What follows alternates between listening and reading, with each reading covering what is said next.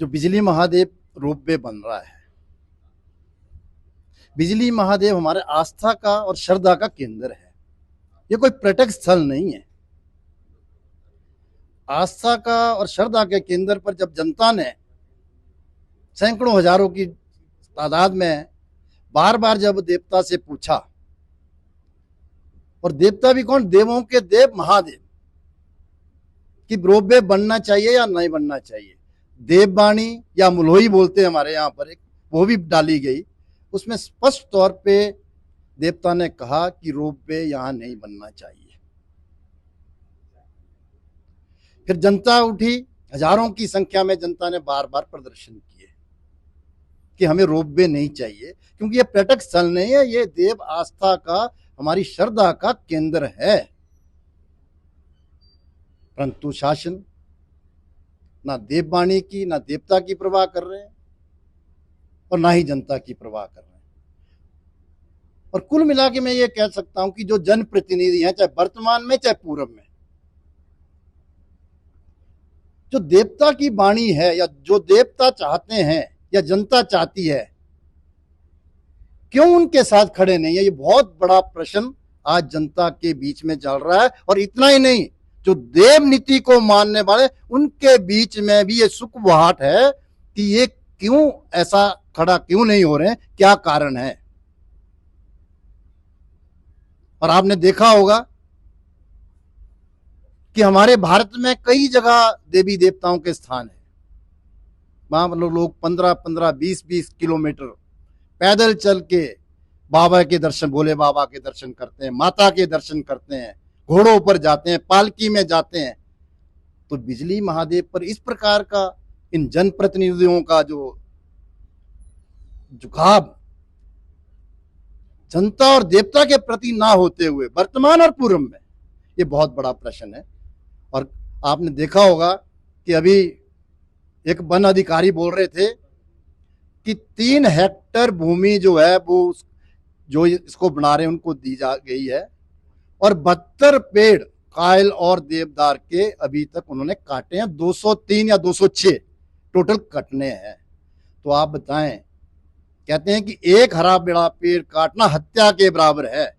अगर आपके और मेरे बगीचे में 50 देवदार के पेड़ लगे हों तो मुझे भी घर बनाने के लिए परमिशन लेनी पड़ेगी, वो भी 1 या 2 मिलते हैं, उसके बाद नहीं मिलते। और टीडी राइट्स से, हम छोटे छोटे होते हम टीडी राइट्स के लिए जाते थे, मैं खुद भी जंगल में कई बार जाता था।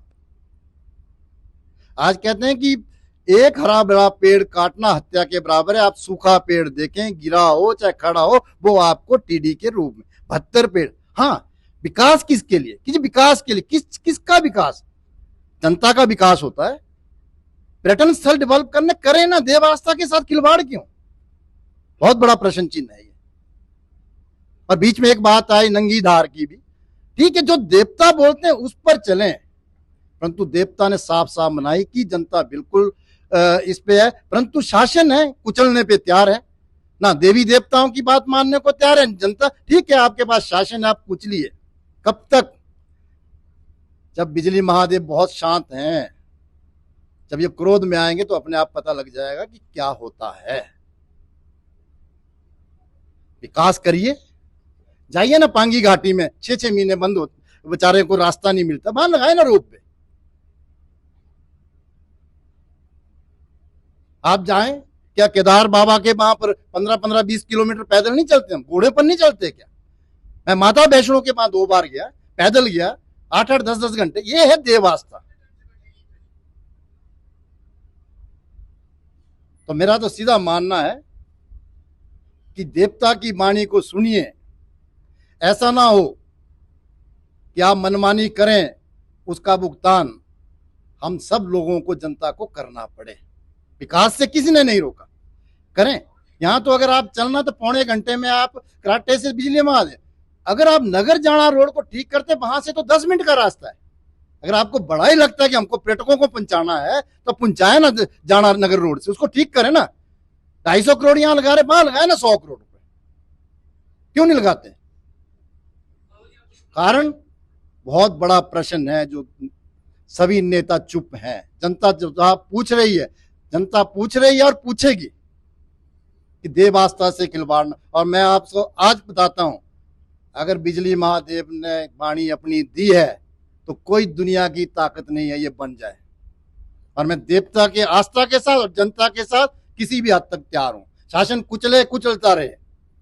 हमने आजादी की लड़ाई भी हमारे बुजुर्गों ने लड़ी, कईयों ने उस पर अपनी जान भी गंवाई, परंतु अंततः आजादी मिली। ऐसा ही यहां होने वाला है और इसमें तो देव आस्था जुड़ी हुई है।